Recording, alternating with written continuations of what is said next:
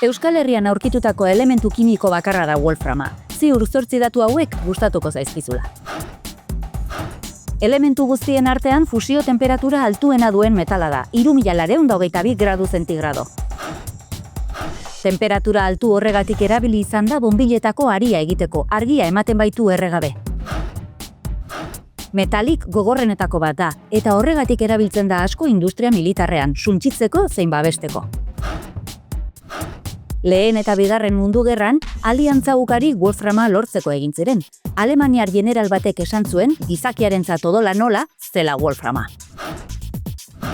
Zure poltsikoan wolframa izaten duzu maiz. Mugigorretan dardara egiteko motorrak erabiltzen du, dentsitate oso handia duelako. Euskaraz wolfram deitzen dugu, eta V bikoitza da bere ikurra. Hala ere, beste hizkuntza batzuetan, tungsteno deitzen diote.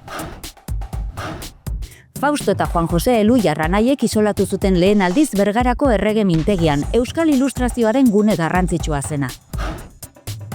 Wolframaren aurkikuntzari eskainita dago Bergarako Laboratorium Museoa. Elementuaren jatorria, historia eta testuinguru zientifikoa ezagutzeko tresna zientifiko ugarirekin.